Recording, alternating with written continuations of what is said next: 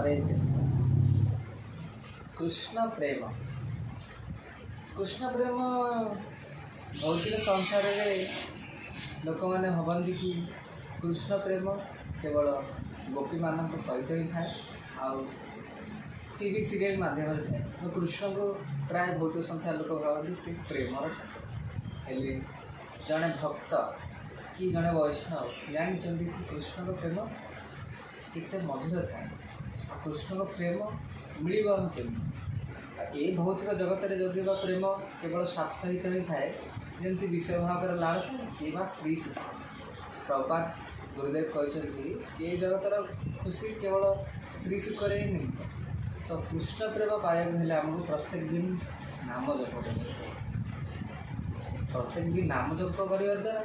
आम कृष्ण भगवान प्रतिस्मरण होता है सब समय तो से स्मरण में आम प्रेम भगवान निकटात्म हो बढ़ी था जमी ओभरफ्लो होता है जमी पानी रे आम ढालुचे बेले बेले पानी ओभरफ्लो हो भगवान का नाम जप कले कृष्ण प्रति प्रेम overflow in the sense material लोक ना मैंने आमको स्वार्थ भी दरकार प्रेम अधिक हेल्ले मिल कौन मिल या नानादि विचारी कार्य आप सब छिन्न हो से सब जमती कि यूथ मानक स्पेशली मास्टरबेसन कर बहुत प्रोब्लेम थाए तो आप कृष्ण प्रतिदिन नाम जप करेंगे सी जिन भी ठी हो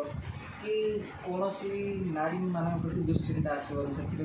आप जिन भी जीवा